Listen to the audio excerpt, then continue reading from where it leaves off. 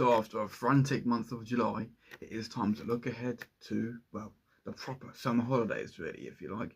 And we're going to have a look at the month of August and to see what's going to happen in the motorsport world in the next 4 weeks. 3 will be the next question. Kicking off on the 2nd of August, we have a return of one of the classic American Le Mans Series races in the proper format that they did way back then for IMSA this time out, with all the classes and everything. It's the IMSA Road America 6 Hours, which has been hot ever since it got replaced with the Indianapolis round, since they swapped. So Indianapolis will now be a sprint round and Road America basically takes place. So they've been swapped around, and it's going to be so much fun to see them sort of do better and all that sort of stuff. And as well as it's a proper track for endurance racing as well. It's not like a mishmash, which is what the Indy GP road course is. So I'm really fascinated to watch that, and that would just be great to see how everybody fares. But please just don't smash into everybody, because that would be very, very embarrassing again, just like last year. Then the next weekend, we've got a few sort of things going on. On the 8th and the 9th, it is obviously the British Touring Car Championships return to Scotland, to Knockhill. It's a very, very short track. It's the shortest track on the calendar.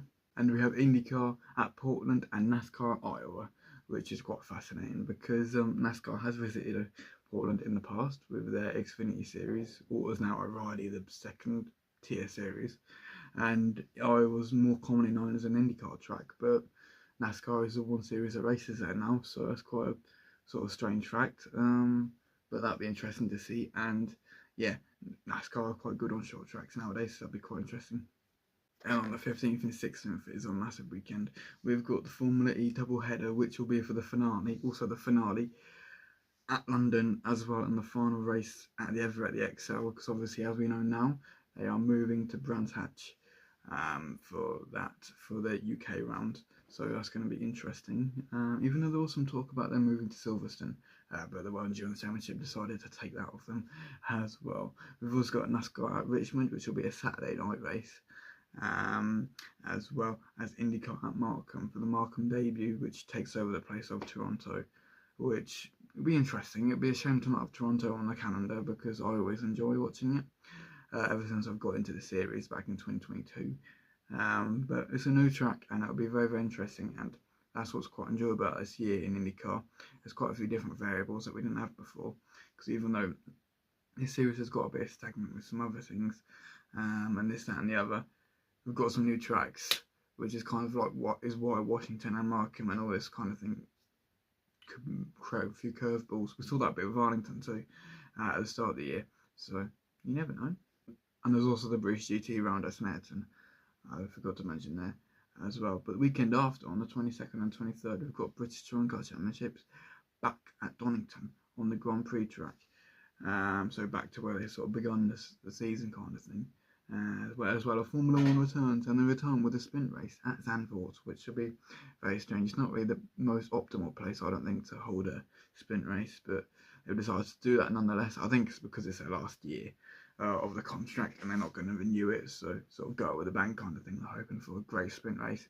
That obviously means that points will be on a premium, and you know, everybody's chasing Kimi Antonelli at the minute because he's been on a roll like nothing before. So yeah, they just need to try and catch him. And also, talking about Washington, like before, we've got the IndyCar USA 250 GP, which is the Grand Prix of Washington. Basically, it's like a massive rectangle kind of thing. I'm not a fan of the track layout, but hopefully it looks better. It races better than what it looks like. As we also have IMSA at VIR. Then on the 28th and the 30th, we have IndyCars back at the Milwaukee Mile for a doubleheader.